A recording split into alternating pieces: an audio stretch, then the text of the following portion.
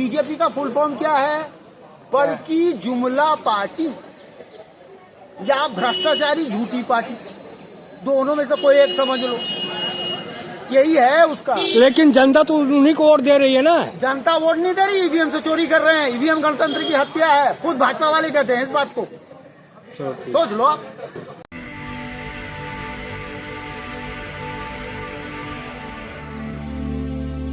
सैयद जी, संसद भवन में हमारे देश के जो गृह मंत्री हैं अमित शाह जी, वो ये कहते हैं कि एक फैशन हो गया है जय भीम बोलना। इतना ही अगर जय भीम बोले होते, अगर बोलते अगर इतना ही जो है मतलब भगवान का नाम लेते तो स्वर्ग में पहुंच जाते। तो क्या कहना है इस पे? नहीं, मेरा ये कहना है, सबसे पहले ये तो आप जो बोल रहे हो तो जय भीम तो नहीं, उन्होंने कहा अम्बेडकर बाकायदा नाम लिया, ग्रेट मैन। अम्बेडकर कोई फैशन नहीं है, अम्बेडकर एक सोच है जो दुनिया में पूरी विश्व रत्न है। भारत रत्न क्या दे दिया उनको, तो विश्व रत्न है। एक बात बताइए, वो जो अपना प्रेस कॉन्फ्रेंस करके बोल रहे थे कि वो ये है, तो मैं वो क्लियर कर दूं आपको। ये जो आप लोगों का परसेप्शन है ना, बंद कर दो कि जय भीम ने अम्बेडकर का नाम लिया उन्होंने। जय भीम से क्या दिक्कत है उनको दिक्कत है अम्बेडकर से। और इसकी वजह यह है कि अम्बेडकर ने 25 दिसंबर 1927 को मनुस्मृति को जलाया था, जो असमानता पर आधारित था। अम्बेडकर भगवान से भी बड़े हो गए हैं, ये कह रहे हैं। यार भगवान कौन है? 33 कोटि भगवान क्या है? चोर बलात्कारी, यही सब तो भगवान है। भगवान चोर बलात्कारी है? बिल्कुल। आप पूरा ग्रंथ उठा के देख लो, हमारे बहुजनों की पूरी किताबें उठा के देख लो, सब में लिखा हुआ है कि चोर बलात्कारी। उनकी अपनी किताबों को देख लो, गायत्री मंत्र पढ़ लो, सबका सब सत्यानाशी है। और क्या बोलूं मैं? चलो इसके लिए मेरे पर केस कर दे, मैं बोल रहा हूँ। आप सोच समझ के बोल रहे हो ना। बिल्कुल आने कौन भगवान? भगवान हम खुद। किसी के आस्था पे चोट पहुंचा रहे हो। आस्था श्रद्धा, देखो जब से मोदी जी आए हैं, आस्था श्रद्धा भावना एक साथ आहत हो जाती है। अच्छा, हमारी आस्था कुछ नहीं। एक तुम महापुरुष का अपमान कर रहे हो, संसद में खड़े होकर फैशन कर रहे हो। क्या लगता है कि गृह मंत्री जी हैं अमित शाह जी माफी मांगेंगे इस बात? बिल्कुल। देखिए, जब योगी जी ने हरिजन बोल दिया जो 1982 में इसके एक्ट के तहत, वो बिल्कुल ये अनकॉन्स्टिट्यूशनल वर्ड है, बैन है, उस पर जब बोल दिया वो माफी नहीं मांगे। मनीषा वाल्मीकि के साथ अत्याचार हुआ, उसके लिए माफी नहीं मांगे। इंदर मेघवाल के लिए हुआ, उसके लिए लोगों ने माफी नहीं मांगी। उसके बाद जितेंद्र मेघवाल के साथ हुआ, उसके लिए माफी नहीं मांगी। दलितों का, ये बहुजनों के साथ हर 67% जो है हर साल जो है एनसीआरबी का आंकड़ा है, उसके लिए हो रहा है। अभी जो है वाल्मीकि और जाटव को एक साथ लड़वा दिया वो सुप्रीम कोर्ट ने, उसके लिए माफी नहीं मांगी। इसके लिए क्या मांगेंगे? मुझे नहीं लगता माफी मांगेंगे। ये छोटी मोटी बात है जो इसके लिए नहीं मांगेंगे। नहीं, वो क्यों माफी मांगेंगे भाई? वो सत्ता में है, थियोक्रेटिक ब्राह्मणिकल हिंदू राष्ट्र चला रहे हैं। संविधान का तो उन्होंने धज्जियां पहले ही उड़ा रखा है। सबसे दुख की बात तो ये है, संविधान की धज्जियां, बाबा साहब के संविधान की धज्जियां 22 जनवरी 2024 को जब मोदी जी जाके वहाँ पे पत्थर में प्राण प्रतिष्ठा करे, संविधान की धज्जियां नहीं उड़ी। सारे बहुजन चिल्ला रहे थे, सारे देश में लोग चिल्ला रहे थे कि क्या है ये संविधान की आर्टिकल 51A का खुला उल्लंघन हो रहा है। उस वक्त क्या कर रहे थे आप लोग? प्रधानमंत्री जी भी समर्थन करते नजर आ रहे हैं। किस चीज का? अमित शाह जी का। हाँ तो करेंगे भाई, उसको बचाना पड़ेगा। जो चोर मोसेरे भाई है दोनों, अडानी को बचाएंगे, अमित शाह को बचाएंगे, सबको बचाएंगे। अडानी को बचाना, ईवीएम के मुद्दे से लोगों को डिस्ट्रैक्ट करना, और उसके बाद जो बेरोजगारी का मुद्दा है उससे लोगों को डिस्ट्रैक्ट करना, इन सबके हटाने के लिए ये सब काम करेंगे। वो आदत से मजबूर है। आपको लगता है कि ये जानबूझ के कहा गया? हाँ, जानबूझ के कहा गया। इसलिए कहा गया कि राहुल गांधी ने जब मनुस्मृति और संविधान दोनों को लाकर एक साथ खड़ा कर दिया, बोला या तो संविधान चलेगा या मनुस्मृति चलेगी। मनुस्मृति को जब उन्होंने कहा कि इसका दहन होना चाहिए और सही होना चाहिए, वहीं से उनको मिर्ची लगी। क्योंकि मनुस्मृति को जलाने वाले कौन थे? बाबा साहब अम्बेडकर। उन्होंने कहा था, उन्होंने कहा था वेदों को डायनामाइट से उड़ा दो, है ना। जब वेदों को कहा डायनामाइट से उड़ा दो, इतनी फालतू किताबें, इनहेलिएशन ऑफ कास्ट और उसके बाद जो है ट्रीटिस ऑफ हिंदुइज्म, 2 किताबें हैं। चाहे तो कोई देख सकता है भाई, मैं बता रहा हूँ। 22 प्रतिज्ञा उठा के देख लो, पूरे का पूरा उनका ब्राह्मणवाद का बहिष्कार करो। जो किताब जो मनुस्मृति है, हाँ, वो डिवाइड करती है लोगों। वो ब्राह्मणों की अपनी है, उनके दिमाग में है, डिवाइड करती है। हाँ, लोगों को बांटती है, हाँ, समाज को बांटती है। उस किताब को अगर बाबा साहब जलाते हैं, चाहे बहुजन समाज अगर उसको जलाता है, तो उस पर मुकदमे हो जाते हैं। हाँ।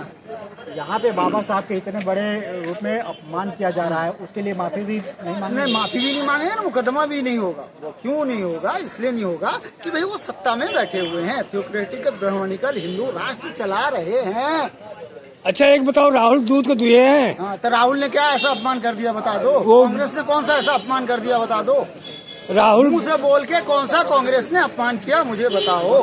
राहुल गांधी बार बार संविधान के लेकर घूमते हैं, अब हिंदुस्तान का रही अपमान नहीं करे। भारत तो देश मोदी जी भी बोलते हैं हिंदुस्तान, तो हमारे तो अवस्थी जी भी बोलते तो हैं। कहते मोदी करेंगे तो वही राहुल भी करेंगे। वो नहीं कहा अब इसको जो है बिल बना के कॉन्स्टिट्यूशनली जो है आपको लाना था ना। मायावती जी तो 5 साल रही वहाँ पर, 4 बार मुख्यमंत्री। कौन सा बिल लाने की जो संविधान में लिखा हुआ है, नहीं, वो इंडिया दैट इज भारत, वो उसके बावजूद भी उसी संविधान का उल्लंघन किया जा रहा है। नहीं, कॉन्स्टिट्यूशनल बात बोली जाती है संविधान। जिस तरह से प्रेसिडेंशियल ऑर्डर लाकर आप जो है किसी भी चीज को बैन कर सकते हैं, जैसे 341 था, उसको ला के 341 में मुसलमानों का भी अधिकार था, SC ST अगर मुसलमान हो जाए तो उसको मिलेगा, तो उसको जो है आपने प्रेसिडेंशियल ऑर्डर से उसको ब्लॉक कर दिया कि मुसलमान ईसाई जो होगा उसको वो अधिकार नहीं मिलेगा SC ST को, यानी SC ST को मुसलमान ईसाई होने के से रोक लगा दिया। क्या लगता है कि हाँ, हिंदू राष्ट्र की नींव डाली जा रही है? हिंदू राष्ट्र है जब से ये पंडित जवाहरलाल नेहरू ने शपथ ली थी तब से हिंदू राष्ट्र बन गया था।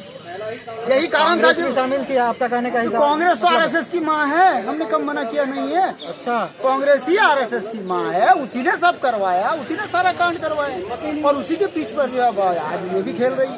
3% ब्राह्मणों का पूरा खेल है, 3-3.5% जो ब्राह्मण देवता है, जो देवता भगवान है, उन्हीं का तो पूरा खेल है ये।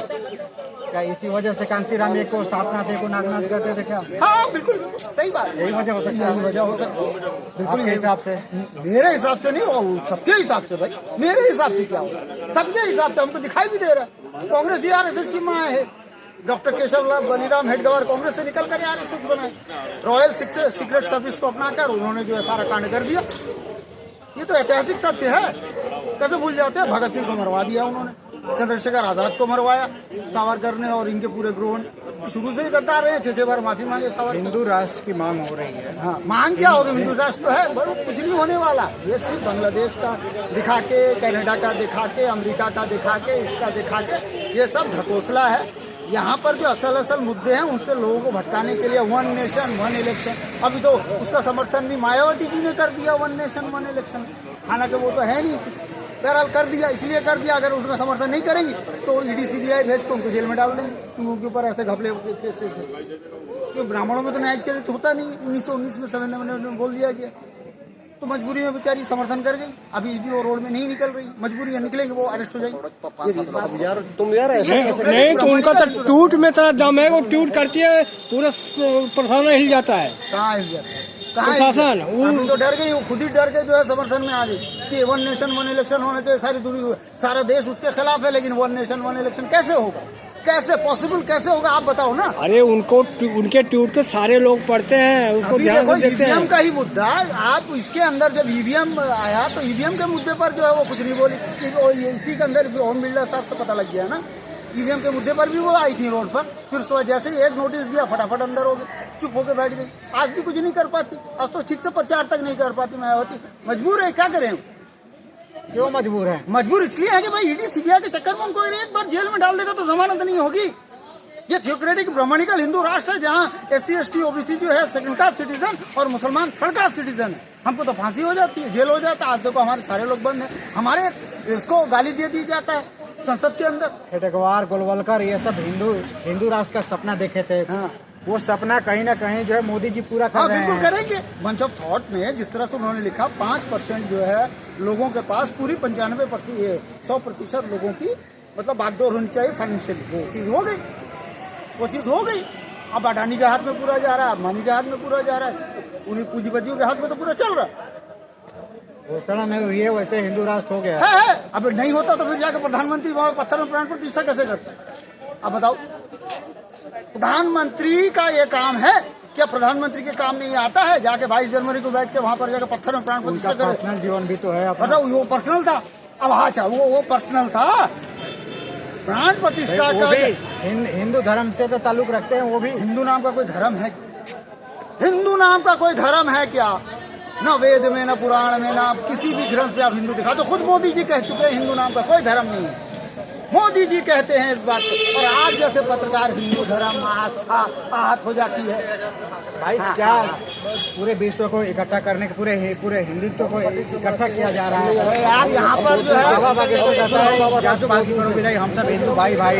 तो क्या हिंदू भाई भाई मुसलमान को अपना बनाओ जमाई, अपना बहनों ही बना लो। हम अपनी बहन की शादी तो उसके हम मुसलमानों देखिए, वो तो हमारा साला है, वो तो हमारा साला है, इसलिए हम उसको कुछ नहीं बोलेंगे। बिना इस पर अच्छा काम। वीरेंद्र दीक्षित को साला बोल रहे हैं आप?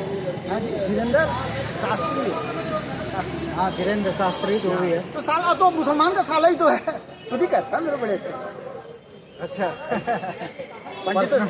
पर्सनल बात है। पर्सनल क्या बात है, मुसलमानों के तो इसलिए मुसलमानों के खिलाफ मतलब ये पर्सनल बोल रहे हो या पूरा सबको सबको लेके बोल रहे हैं। अरे बाबा साहब का मुद्दा कब तक ये चलेगा, ये नहीं, ठंडा हो बाबा जाएगा। साहब को तो ये जबरदस्ती घुसाए लाके, बाबा साहब से चिढ़ है इनको, क्योंकि बाबा साहब ने मनुस्मृति जलाई थी ब्राह्मणवादियों को खुश करने के लिए। अमित शाह ने ये बयान दिया है।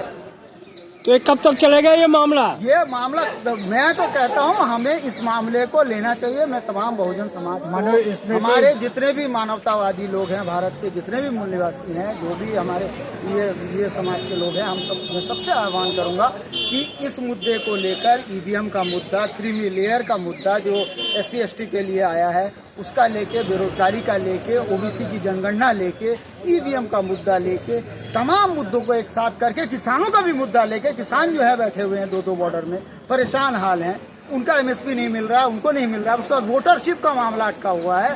प्रत्येक वोटर को वोटरशिप 8,500 रुपये मिलना चाहिए, वो मिलना चाहिए। इसका मुद्दा लेकर क्या अमित शाह जो है मनुस्मृति की बात बोले रहे थे क्या उस दिन? हाँ, मनुस्मृति को ही लागू करना चाह रहे हैं, मनुस्मृति ही लागू करना चाहते हैं। संविधान तो सिर्फ नाम का है, शपथ वो नाम की लेते हैं। इसीलिए तो राहुल गांधी और अखिलेश जो है संविधान हो रहे हैं। चलो माफी नहीं मांगते हैं, क्या कर लोगे आप लोग? वो देख लेंगे ना, हम सड़कों पे आएंगे, करेंगे, क्रांति होगी, जन क्रांति होगी। अब जो है कुछ पानी नहीं से उखाड़ पाओगे, कोई कुछ नहीं कर पाएगा। ठीक है, आप देखेंगे लोग ना। 5 किलो राशन में खुश हो जाओगे। कौन मुझे तो नहीं मिलता भाई, झूठ है। ना 15 लाख मिला, ना 5 किलो राशन मिला, एकदम झूठ है। ना किसान सम्मान निधि मिला, कुछ नहीं मिला, झूठ है, झूठ है, झूठ है। फिर कोई जुमला दे देंगे, आप लोग उसी में घूम जाएंगे। बीजेपी का फुल फॉर्म क्या है? बड़की जुमला पार्टी या भ्रष्टाचारी झूठी पार्टी, दोनों में से कोई एक समझ लो, यही है उसका। लेकिन जनता तो उन्हीं को वोट दे रही है ना। जनता वोट नहीं दे रही, ईवीएम से चोरी कर रहे हैं। ईवीएम गणतंत्र की हत्या है, खुद भाजपा वाले कहते हैं इस बात को। सोच लो आप। थैंक यू सैयद जी। तो ये थे सैयद जी जो है अभी खड़े रहो। ये देखा जा रहा है कि जो है जो मुख्य मुद्दा है, जो देश का जो ज्वलनशील जो मुद्दे हैं, उस मुद्दे को डाइवर्ट करने के लिए बीच में कोई ना कोई जो है कोई नेता आता है और सिक्का छोड़ जाता है, और उसमें सारे जो है इधर देखो ना, बहस करने लगते हैं। वो एक बहस का मुद्दा हो जाता है, और जो मुख्य मुद्दा है वो आदमी भटक जाता है। तो ये चल रहा है आज देश में। जो अडानी का मुद्दा है, जो देश में ईवीएम का जो मुद्दा है, इन सब मुद्दों से ध्यान भटकाने के लिए तरह के जो है शिगुफे छोड़े जाते हैं। इनका यही कहना है। बहुत बहुत धन्यवाद। अगर आपको लगता है कि हमारा काम बहुजन समाज के लिए महत्वपूर्ण है, तो आप हमें आर्थिक सहयोग के लिए सीन दिखाए गए QR कोड स्कैन और फोन पे और गूगल पे और UPI और बैंक अकाउंट में कर सकते हैं। फोन पे, गूगल पे 9250529129, UPI 9250529129@YBL। Bank account state bank of India AC 104299462008, IFSC code SBIN 00066563। आपका छोटा से छोटा सहयोग समाज और हमें और मजबूत करेगा, जिससे हमें बहुजन पत्रकारिता में और निष्पक्ष बनाने में मजबूत करेगा। जय भीम, जय भारत।